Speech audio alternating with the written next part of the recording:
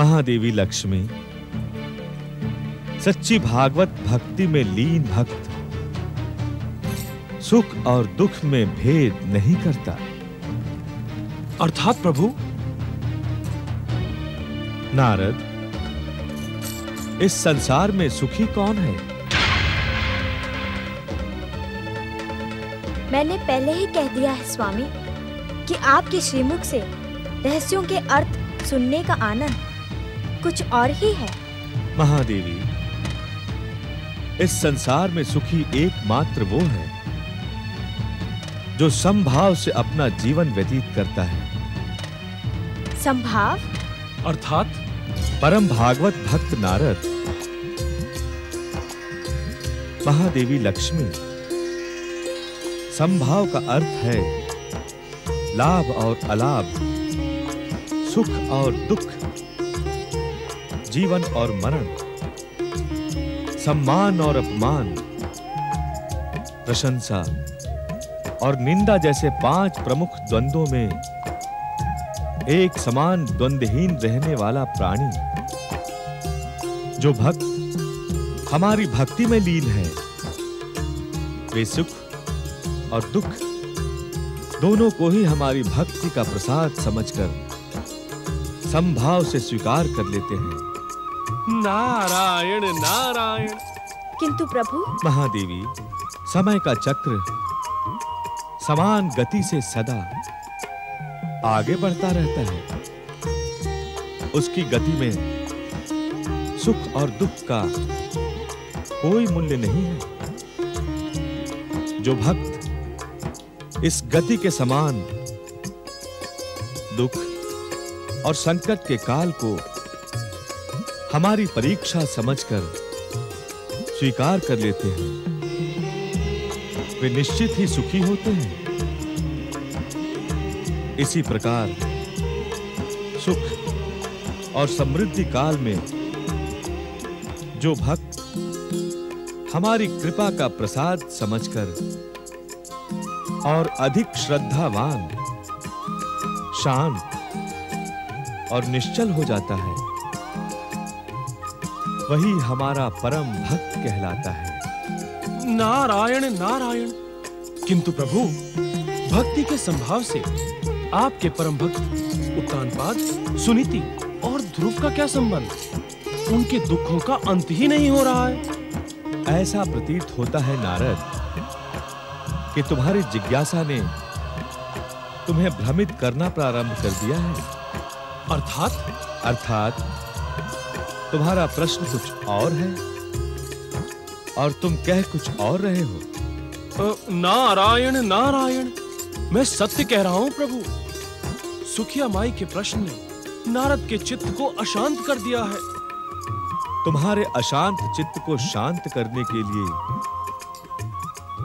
मैं इतना ही कहूंगा कि वर्तमान में उत्तानपाद, ध्रुव और सुनीति के जीवन में जो घटनाएं घटित हो रही हैं, वे भविष्य में भागवत भक्ति के क्षेत्र में आदर्श स्थापित करेगी। प्राणी मात्र इन घटनाओं से प्रेरणा प्राप्त करेगा। देवर्षि, आज्ञा प्रभु। उत्तानपाद, ध्रुव और सुनीति के जीवन में घटित घटनाओं से आप भी प्रेरणा प्राप्त करें। अपने भावी जीवन में इनकी आदर्श स्थापना को एक क्षण के लिए भी ओझल न होने दें। इससे आपका भी कल्याण होगा। देवर्षि नारद के कल्याण की बात कहकर श्री हरि विष्णु योग निद्रा में लीन हो गए। जो भी व्यक्ति श्री हरि का परामर्श मानता है, निसंदेह उसका कल्याण ही होता है। किंतु जिनके मन में हरि भक्ति के लिए कुविचार उत्पन्न होते हैं, उनका अमंगल ही होता है। कुविचार और कुदृष्टि के स्वामी शनिदेव सदैव ही हरि भक्ति के विरुद्ध रहे। इसी कारण सदा ही वे उद्विग्न रहते हैं। आज भी अपने सेवकों को सन्मुख न पाकर वे अत्यंत विचलित प्रतीत हो रहे हैं। 7.5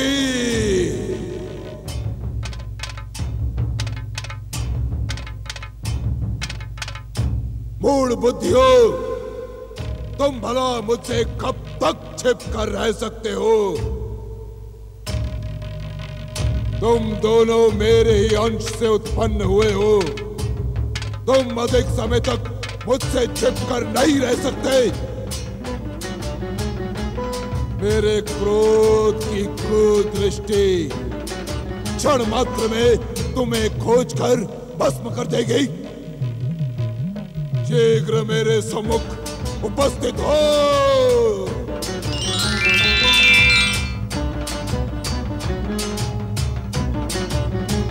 भैया 7.5, तुमने हमारी आज्ञा की उपेक्षा कर अपने सर्वनाश को निश्चित कर लिया है।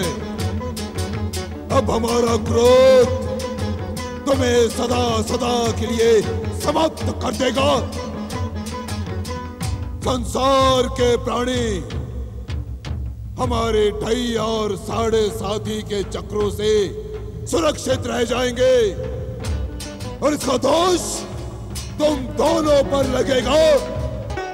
शनिदेव का क्रोध देखकर आज ऐसा प्रतीत होता है वे अपने दोनों चेलों का सर्वनाश कर देंगे। जगदीश्वर भगवान विष्णु इन्हें सद्बुद्धि दें कि यह शुभ कार्य शनिदेव शीघ्र अतिशीघ्र संपन्न करें। क्या वास्तव में शनिदेव का क्रोध 7.5 और ढैया का सर्वनाश कर देगा? नारायण नारायण नारायण नारायण। प्रणाम देवर्षि। आपका संदेह असत्य है मंगलदेव। अर्थात ढैया और 7.5 शनिदेव के भीतर भरे द्वेष, अत्याचार, क्रूरता और दंड का प्रतीक है। इसी कारण शनिदेव की इच्छा होने पर भी उन दोनों का अस्तित्व कभी समाप्त नहीं हो सकता। क्षमा देवर्षि, ये आप क्या कह रहे हैं कि शनिदेव की इच्छा होने पर भी ढैया और 7.5 का अस्तित्व कभी समाप्त नहीं होगा? जगदीश्वर भगवान विष्णु के परम भक्त, क्या तुम्हें सत्य का ज्ञान नहीं कि इस संसार में जगदीश्वर की इच्छा के बिना एक कण यहाँ से वहां नहीं होता। यदि ढैया और 7.5 का सर्वनाश हो गया तो शनिदेव की विध्वंसक शक्तियों को संचालित कौन करेगा? हमारी बार बार की पुकार की उपेक्षा कर तुम दोनों अपने मृत्यु को और भी अधिक भयानक बना रहे हो। सुना तुमने? सत्य तो यही है देवर्षि, जब दुष्ट शक्तियां पराजित होने लगती हैं, तब शुभ शक्तियों का आनंदित होना स्वाभाविक है। नारायण नारायण। चंद्रदेव, ये स्वभाव शुभ शक्तियों का तो नहीं है। मैं कुछ समझा नहीं देवर्षि। भगवान शिव के मस्तक पर सुशोभित होने वाले चंद्रदेव दूसरों के दुख को देखकर आनंदित होने वाला शुभ, सात्विक और भक्त कैसे हो सकता है? अर्थात देवर्षि, अर्थात बुद्धदेव, मंगलदेव, चंद्रदेव, क्या आप इस सत्य से अनभिज्ञ हैं कि जिस हृदय में संसार के कल्याण की भावना सदा प्रज्वलित रहती हो, जो मन दूसरों के दुख को देखकर स्वयं दुखी होकर सदैव सहायता के लिए तत्पर हो, वही सच्चा भक्त कहलाता है। अर्थात हमें इस समय शनिदेव की सहायता करनी होगी।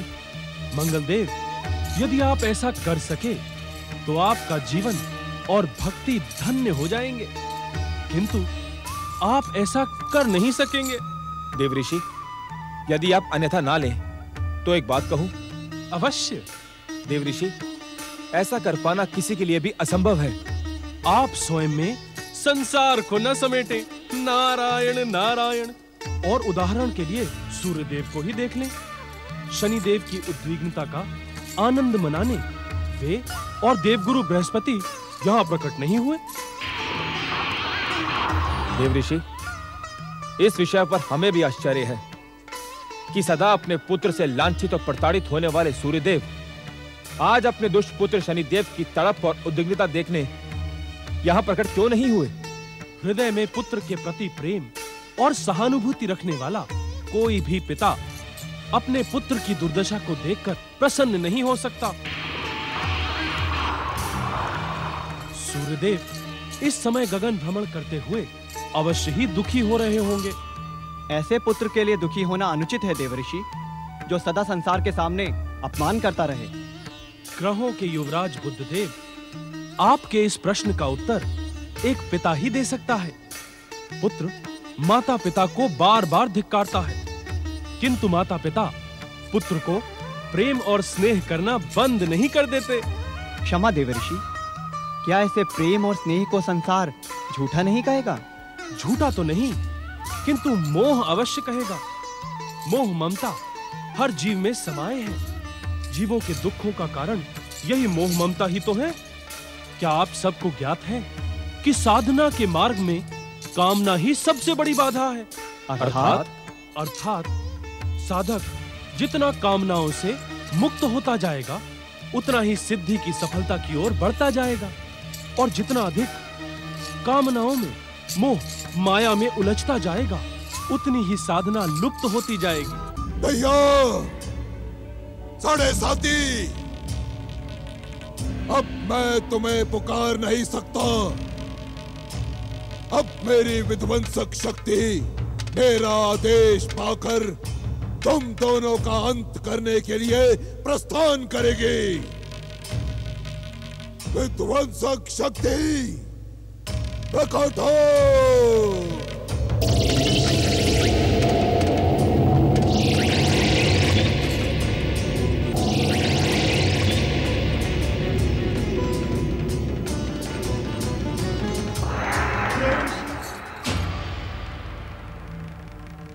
हमारे स्वामी शनिदेव के क्रोध से हमारी रक्षा करे, रक्षा करे। इस समय इनके क्रोध को आपके अतिरिक्त कोई शांत नहीं कर सकता। रक्षा करें, रक्षा करें। भक्त शिरोमणि, आज हमारे शनिदेव की विध्वंसक शक्तियाँ हमारा सर्वनाश कर देगी। रक्षा करें, रक्षा करें, रक्षा करें। ठहरो विध्वंसक शक्ति, हमारे क्रोध से भयभीत होकर दैया और साढ़े साथी स्वयं यहाँ प्रकट हो गए हैं।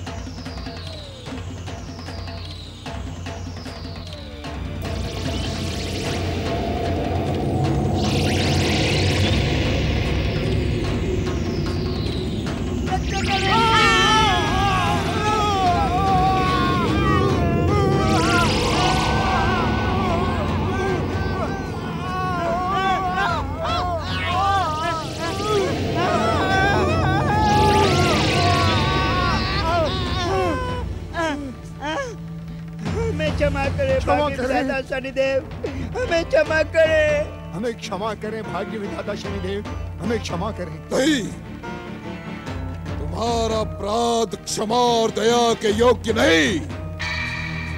तुमने भाग्य विधाता शनिदेव के आदेश और पुकार की उपेक्षा करके अपना अंत सुनिश्चित कर लिया है। नहीं नहीं भाग्य विधाता, हमारी मूढ़ बुद्धि और अज्ञान आपसे अज्ञात नहीं है। हमें क्षमा कर दे भाग्य विधाता, हमें क्षमा कर दे। नहीं, ना तो तुम मूढ़ बुद्धि हो और ना ही अज्ञानी। मैं तुम्हारे चतुराई से भली भांति परिचित हूँ।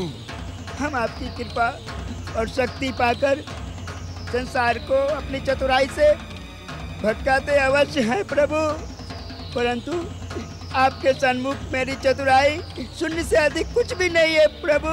भैया, हमें भटकाने और भ्रमित करने का तो साहस न करो। हमें ज्ञात है कि तुमने सोचा होगा कि भाग्य विधाता शनिदेव का अस्तित्व विष्णु और उसके चाटुकारिता करने वाले ग्रहों के प्रहार से खंडित हो गया होगा। इसी कारण तुम हमारे आदेश की अवहेलना कर रहे थे। तुमने हमें निर्बल समझने की भयानक भूल की है ढैया। जिसका परिणाम है तुम दोनों का सर्वनाश। विध्वंसक शक्ति। नारायण नारायण। नारद, तुमने यहाँ प्रकट होने का साहस कैसे किया? नारायण नारायण। भाग्य विधाता शनिदेव के दर्शनों के लिए साहस की नहीं अपितु मन की भावना की आवश्यकता होती है। नारद, मैं तुम्हारे स्वभाव से भली भांति परिचित हूँ। तुम कई अर्थों वाली भाषा बोलकर हर एक को भ्रमित करते हो। नारायण नारायण। विध्वंसक शक्तियों के अधिष्ठाता शनिदेव से इस संसार का कोई भी रहस्य अज्ञात नहीं है। यदि उनकी इच्छा हो तो अपनी दिव्य दृष्टि से नारद के मन की हर भावना क्षण मात्र में ज्ञात कर सकते हैं। भाग्य विधाता शनिदेव के दर्शनों की तुम्हारी इच्छा पूर्ण हुई। नारायण नारायण। एक निवेदन भी तो करना है शनिदेव। तुमने हमारा मन प्रसन्न किया नारद, अति प्रसन्न। इसी कारण आज भाग्य विधाता शनिदेव तुम्हारा निवेदन अवश्य सुनेंगे। कहो, क्या निवेदन है तुम्हारा? कहो। नारायण नारायण। भाग्य विधाता शनिदेव, ढैया और साढ़े साती आपके दाएं और बाएं हाथ के समान है। यदि आज आपकी विध्वंसक शक्ति इनका सर्वनाश कर देगी तो आप प्राणियों के भाग्य को संचालित कैसे करेंगे? नारद, भाग्य विधाता शनिदेव इन दुष्टों पर आश्रित नहीं है। वे अपनी इच्छा मात्र से एक नहीं, ऐसे शत शत दैया और साढ़े साथी उत्पन्न कर सकते हैं। नारायण नारायण। जिसे पुनः उत्पन्न करना हो उसे नष्ट करने की ही क्या आवश्यकता शनिदेव? तुमने अपनी चतुराई प्रकट करनी प्रारंभ कर दी नारद। यदि तुम भाग्य विधाता शनिदेव का परिहास करने यहाँ पधारे हो तो हमारी कुदृष्टि और विध्वंसक शक्ति तुम्हें ऐसा भयानक दंड देगी कि तुम्हारा जगदीश्वर विष्णु तुम्हारी दुर्दशा देखकर भय से कांप उठेगा। कैसा दंड भाग्य विधाता शनिदेव? मेरी कुदृष्टि आज देवताओं के ऋषि नारद को विकलांग बना देगी। हरि हरि हरि हरि हरि हरि। नारद, क्या तुम हमारे दंड से भयभीत नहीं हो जो तुम हमारी हंसी उड़ाने का दुस्साहस कर रहे हो? नारायण नारायण। भाग्य विधाता शनिदेव, आप मुझे विकलांग बना देंगे इसकी कल्पना करके ही मेरी हंसी बिना प्रयास ही छूट पड़ी। मैं सोच रहा हूं कि आप मुझे लंगड़ा बनाएंगे या अंधा, अथवा मेरे सभी अंग भंग कर देंगे। नारायण नारायण। क्या तुम देखने के इच्छुक हो नारद कि हम तुम्हारी क्या दुर्दशा करेंगे? नारायण नारायण। भाग्य विधाता शनिदेव की विध्वंसक शक्तियों से भला इस संसार में कौन परिचित नहीं है? शनिदेव सदा विनाश के विषय में न सोचकर निर्माण की भी सोचें। सदा क्रोध में रहकर सब कुछ नष्ट कर देने का विचार आपके मन को कभी शांति नहीं प्रदान कर सकता। भाग्य विधाता, ढैया और साढ़े साती आपके प्रमुख अनुचर और अभिन्न अंग हैं। आप इन्हें क्षमा कर दें। मैं आपसे यही निवेदन करने आया था। देवताओं के ऋषि नारद की शनिदेव से विनती करने का कारण क्या कर सकता हूँ? क्योंकि आप स्वयं भी देवता हैं, आप भी पूजनीय हैं, किंतु आपका आचरण प्राय भ्रमित हो जाता है।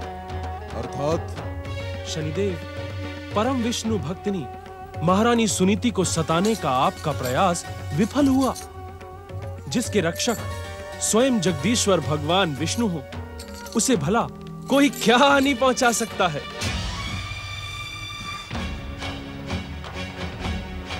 महारानी सुनीति को दंडित करने की व्यस्तता में आप अपनी परम भक्तिनी सुरुचि को कैसे भूल गए, जिसकी प्रार्थना पर आपने महारानी सुनीति को नष्ट कर देने का प्रयास किया था। तुम क्या कहने के इच्छुक हो नारद? भाग्य विधाता, आपकी कृपा से पुत्र पाकर सुरुचि आपको भूल गई है। महाराज उत्तानपाद को कष्ट पहुंचाने के नए-नए प्रयास कर रही है, जो आपकी मर्यादा और प्रतिष्ठा के अनुकूल नहीं है। सुरुचि के दुष्कर्मों का हमें ज्ञान है नारद। हमारी कृपा ने ही उसे स्वार्थी और अहंकारी बना दिया है। वो हमारे भक्ति की उपेक्षा कर रही है। शनिदेव, आप सुरुचि के माध्यम से संसार का परम सत्य और दिव्य ज्ञान प्राप्त क्यों नहीं कर लेते? इस संसार में ऐसा कौन सा ज्ञान और सत्य है जो भाग्य विधाता शनिदेव को ज्ञात न हो? शनिदेव, वो सत्य और ज्ञान ये है कि आपके भक्त आपकी आराधना अपनी स्वार्थ सिद्धि के लिए करते हैं, और जैसे ही कार्य पूर्ण हो जाता है वो आपको भूल जाते हैं। किंतु भगवान विष्णु के भक्त भयानक से भयानक कष्ट पाकर भी उन्हें क्षण मात्र को भी नहीं भूलते। भाग्य विधाता, स्वार्थी और सच्चे भक्त के बीच का अंतर समझने का यदि आप प्रयास करें, तो संसार को भयभीत करने का अपना स्वभाव आप स्वयं ही त्याग देंगे। आपका कल्याण हो।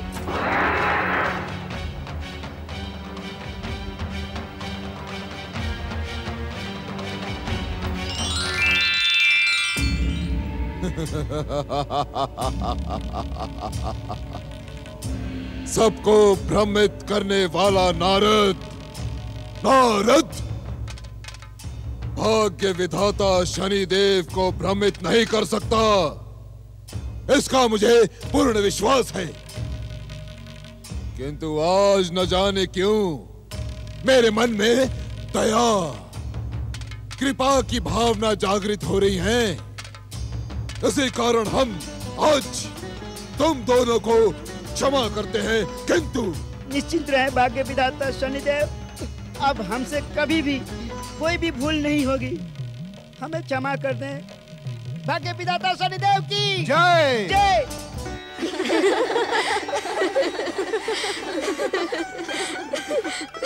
हमारे युवराज को किसी की कुदृष्टि ना लगे। पटरानी जी, युवराज उत्तम लाखों में एक है।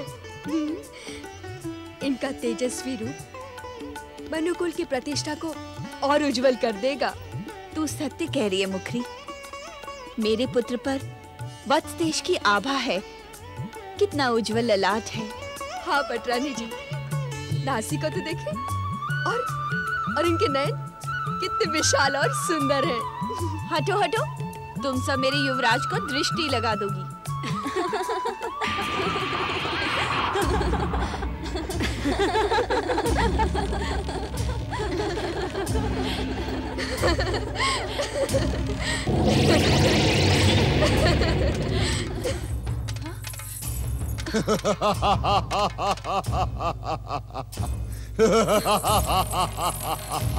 शनिदेव, शनिदेव, मेरे पुत्र पर कृपा करिए। भाग्य विधाता शनिदेव। मैं यहाँ तुम्हारे पुत्र को नष्ट करने नहीं, अपितु तुम्हें सावधान करने आया हूँ सुरुचि। क्या भाग्य विधाता शनिदेव के सम्मान में मुझसे कोई भूल हुई है? हाँ सुरुचि, तुमने भयानक भूल की है। कौन सी भूल शनिदेव? तुमने हमारी कृपा का लाभ उठाकर अपनी सारी कामनाएं पूर्ण की, और अपना स्वार्थ सिद्ध होते ही तुमने भाग्य विधाता शनिदेव को उपेक्षित करने का दुस्साहस किया। इसका परिणाम तुम्हारे जीवन में भयानक होगा सुरुचि। दया करे भाग्य विधाता शनिदेव, क्षमा करे भाग्य विधाता। मैं आपको विश्वास दिलाती हूँ कि मैं आपकी हर इच्छा को पूर्ण करूंगी, परंतु मेरे पुत्र को कोई हानि ना पहुंचे।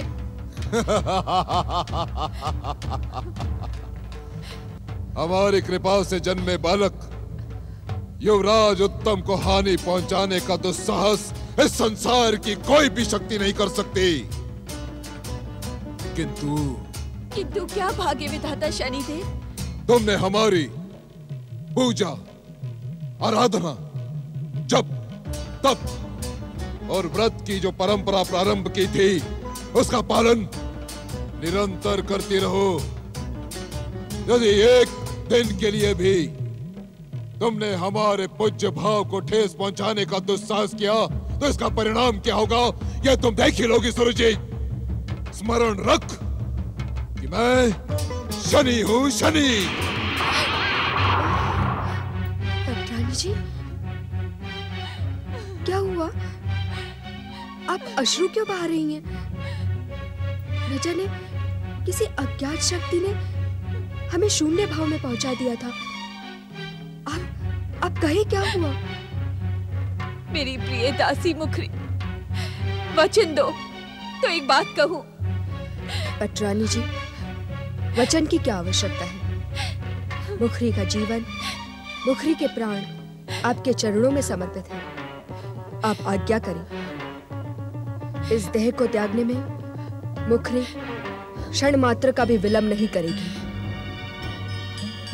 प्रिय मुखरी की भांति क्या तुम सभी मुझे वचन दे सकती हो कि जो कुछ भी मैं कहूंगी तुम उसका पालन करोगी? आप आज्ञा करें पटरानी जी, हम वचन देती हैं। आप जो कुछ भी कहेंगी हम सब उसका पालन करेंगे। मेरी प्रिय दासियों, हमें इसी क्षण से भाग्य विधाता और विध्वंसक शक्तियों के स्वामी शनिदेव की आराधना प्रारंभ करनी है।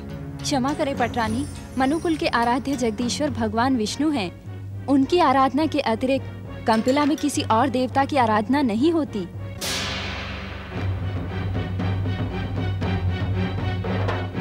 मुखरी, आज्ञा पटरानी। मनुवंशियों का हित करने वाली इस दुष्टा को किसने मेरी व्यक्तिगत सेवा में लगाया है? उत्तर दे दुष्टा, मेरी सेवा में किसकी इच्छा से नियुक्त हुई है तू? पटरानी जी, कंपिला के इस राजमहल में तथा आपके कक्ष में मैं लंबे समय से काम कर रही हूँ। मुखरी, कंपिला की दासी हमारी व्यक्तिगत सेवा में किस प्रकार आ गई? ऐसा प्रतीत होता है मुखरी कि हमारे विरुद्ध षड्यंत्र में तुम भी सम्मिलित हो। ऐसा आरोप न लगाए पटरानी जी, मेरे जीवन का हर क्षण आपके चरणों में समर्पित है। तो ये दुष्टा हमारे कक्ष में किस प्रकार आ गई? किसने इसे हमारी व्यक्तिगत सेवा में नियुक्त किया? ये दोष मेरा है पटरानी जी। इसकी निर्धनता पर तरस खाकर मैंने इसे आपकी चाकरी में लगा दिया। मुझे तो विश्वास ही नहीं होता कि सिर पटक पटक कर सेवा की विनती करने वाली ये दुष्टा मनुवंशनी इतनी अधिक दुष्कर्मी और गुलटा होगी। आप निश्चिंत रहे पटरानी जी, मैं इसे ऐसा दंड दूंगी कि संसार कांप उठेगा। तुमने जो भूल की है मुखरी, उसके लिए तुम्हें दंड मिलना उचित है, किंतु तुम्हारी सेवाओं को देखते हुए मैं तुम्हें क्षमा करती हूँ। लेकिन इस दुष्टा को उतना ही भयानक दंड दो जितना तुमने कहा है। देखते क्या हो, बंदी बना लो इसे। राजप्रासाद के गुप्त मार्ग से वन प्रदेश ले जाकर इसके शरीर के टुकड़े टुकड़े करके जंगली पशुओं को डाल दो। जाओ इसे लेकर। मुझे क्षमा कर दो, मुझे क्षमा कर दो।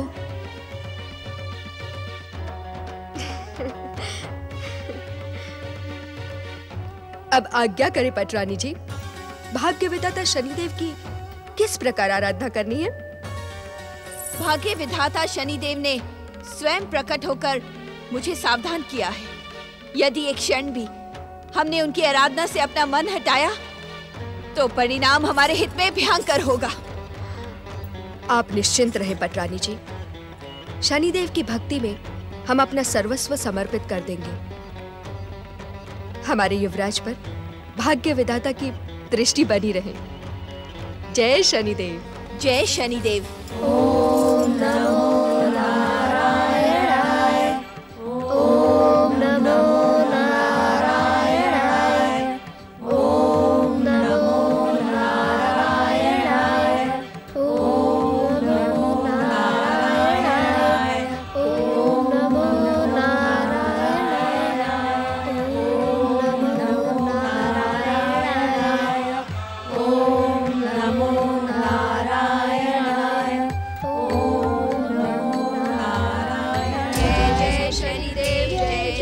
शनिदेव जय जय शनिदेव जय शनिदेव जय जय शनिदेव जय शनिदेव जय जय शनिदेव जय जय शनिदेव जय जय शनिदेव जय जय शनिदेव जय जय शनिदेव जय जय शनिदेव जय जय शनिदेव जय जय शनिदेव।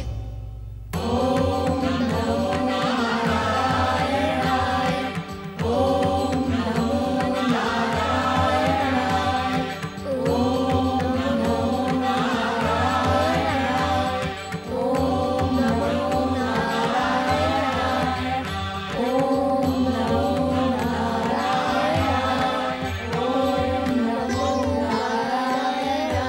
जय जय शनिदेव जय जय शनिदेव जय जय शनिदेव जय जय शनिदेव जय जय शनिदेव जय जय शनिदेव जय जय शनिदेव जय जय शनिदेव जय जय शनिदेव जय जय शनिदेव जय जय शनिदेव जय जय शनिदेव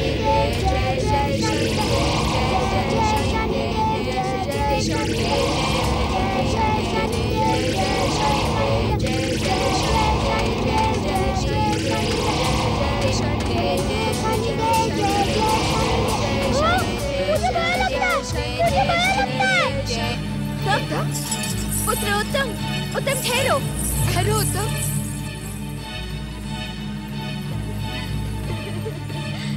युवराज, युवराज, युवराज।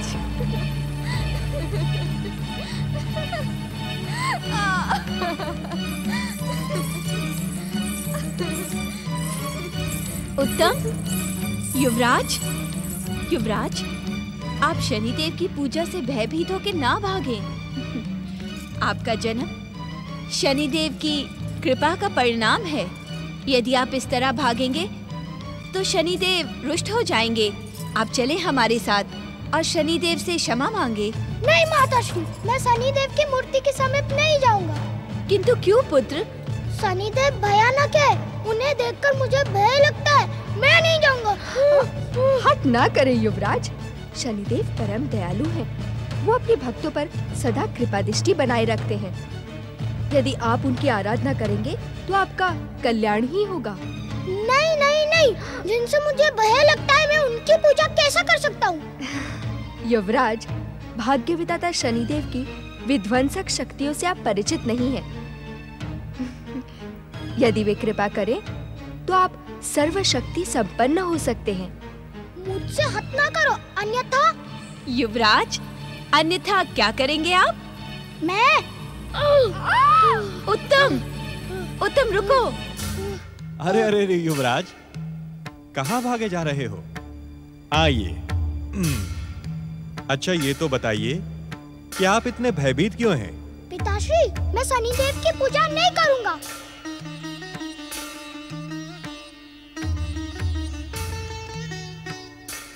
पटरानी, युवराज की इच्छा का सम्मान करें।